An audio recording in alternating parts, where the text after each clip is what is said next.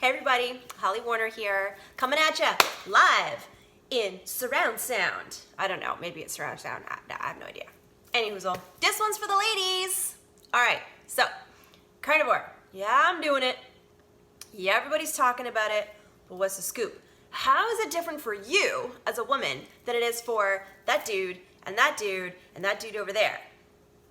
First of all, ain't nobody gonna disagree that us women are hormonally a little different than men, because we have our batshit crazy moments and then we have our zen and calm.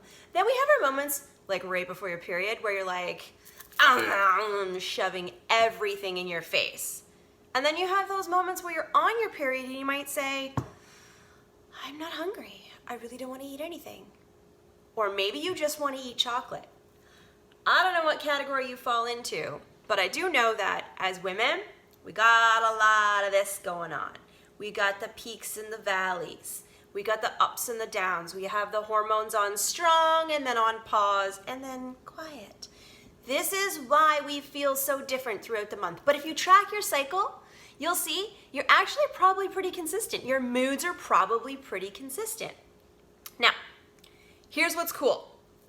When you're on a carnivore diet, you can eat as often as you want to, as often as you feel like you need to. So if I decide, say I was still getting a period, and I was like, I'm so hungry right now, I'm gonna get a big old ribeye, I'm gonna get a side of crisped up fat, and maybe I'm gonna throw some bacon with that, I'm gonna eat it all. And then an hour later, I might be like, I wanna have a snack because I'm having hormone cravings. So I might make some bone marrow, or I might eat some truffle duck liver pate.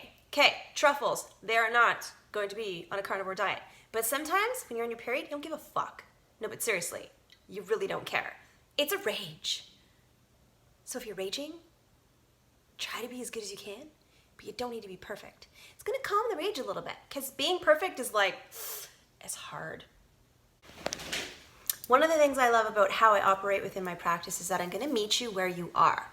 Yes, you heard me correctly. I am going to meet you where you are in your health game.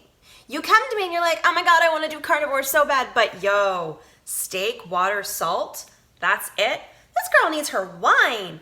If I don't have my coffee, my kids will die. Listen, I have 2 kids. I feel you.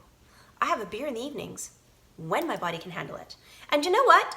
Sometimes even when it can't, because it keeps my kids alive and me happy. So I do it, and that's okay. Ladies, moms, wives, not moms, businesswomen, I don't care. Something I want you guys to realize is that not only do you need to be met where you are, you need to understand that if you don't meet yourself where you are and accommodate for that, you're gonna be stressed the fuck out. And stressing your body out means that your systems are not gonna respond to whatever changes it is that you threw at them. You know, some people are a personal type where they can go into something full on, head first, don't even look before they jump, and they do really well. I personally like to delve in and dip my toe, test out the waters, see what the temperature's like. Do I really wanna jump in or not? I don't know. This is okay. You gotta be gentle. You gotta nurture yourself. You can't just jump into something.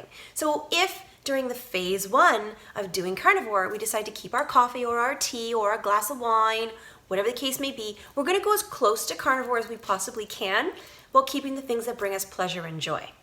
Okay? It's important. Another thing that makes me giggle a little bit is that I say these things and there are the Nazis out there that want to go full bore carnivore and say you're doing it wrong. Listen, yeah, you're not doing full bore carnivore. You're not doing it 100% right. Or you're doing it 80% right or 90% right. And the goal is to get you to be 100%. But what does that 100% look like? It's different for everybody. You don't have to be just steak, salt, water, nose to tail. Maybe you don't want to eat liver and you're going to supplement with it. That's okay too, because you know what? Who wrote the rule book? Our ancestors. And what did they eat? Whatever they could find. So, are you gonna add veggies in? No, that's not carnivore. But if you're out and you decide that you actually wanna have rabbit food, I mean, a salad, have at her. Bloat, issues with your shit, be cranky, feel like crap, you probably won't do it a second time. But if you're one of those people that's like, it's hot, it's summer, and I want a nice kale Caesar salad, then have at her. Good luck with the oxalates and all the other things. But yo, you do you. I'm not here to parent you. I'm here to tell you this is what you need to do to get 100% better. Here's how we're gonna get you there. Now, the rest of the process and the speed at which we travel is completely on you. You gotta be accountable. I can't hold your hand. Now, yes, I know I'm one of the people that gets hated on because I'm not an MD. Holly, you're a quack. You wear crystals and mullahs. Well, I have a science background and medical background, and so I guess there's that too. Yeah, I like to meditate. I like to throw a little bit of everything in together. I'm okay with that. Fun fact, don't need to be an MD to talk about what I'm talking about. Do need to have an education and a background in nutrition. Not a lot of MDs have that though. Some of the functional medicine guys do, and gals. Those are the ones you want to see. Oh wait, hang on, I'm a functional medicine practitioner. Guess that means you want to see me, huh? Okay, so enough of the fluff. Let's talk cholesterol. Don't panic, it's fine. Cholesterol, you need it. Every hormone in your body is dependent on it. These things, they create the cells and the cell membranes are cholesterol, and our body is dependent on cholesterol. We fucking need cholesterol, people. So when you look at those numbers, you need to understand what you're looking at and not be scared because your doctor went, oh, your HDL is elevated and so is your LDL. Well, hang on, I thought my HDL was a good thing. Don't I want to have more of it? Listen, back to us bitches being crazy. Women are nuts because our hormones are all over the place. Because we require higher levels of cholesterol to feed into those and create those hormones to keep them nice and balanced and calm. So we feel like we're not raging or an emotional mess. Cholesterol is key, ladies. And if you want your brain to function when you're older, you need cholesterol. When those triglycerides are too high, it's not a good thing. But when they're too low, that's also not a good thing. So you gotta find your happy medium. Yes, triglycerides. Let's talk about total cholesterol. Kind of a bullshit measure, but that's neither here nor there. You wanna make sure you're like 200, 220. I can give you guys American numbers and Canadian numbers if you want. You wanna have it up higher.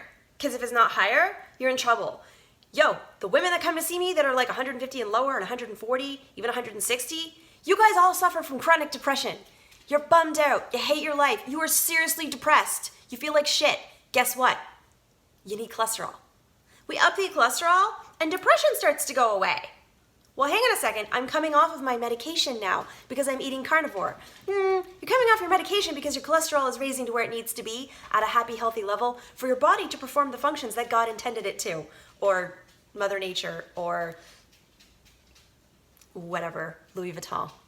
Whoever it is you believe in. This is why you're not depressed anymore. You gave your body what it needed. Please give your body what it needs. Have some cholesterol.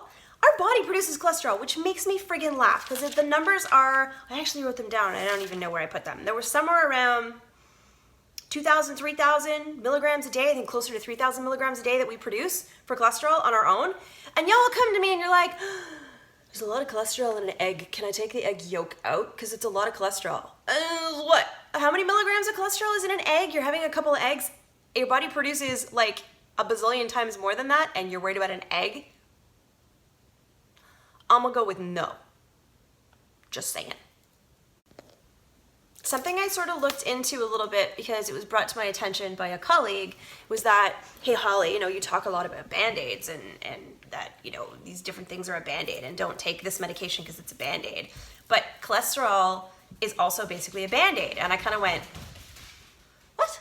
What do you mean cholesterol's a Band-Aid? And they're like, well, we're blaming the cholesterol for an issue that something else has actually caused, and cholesterol's gone into that to fix and repair and make better.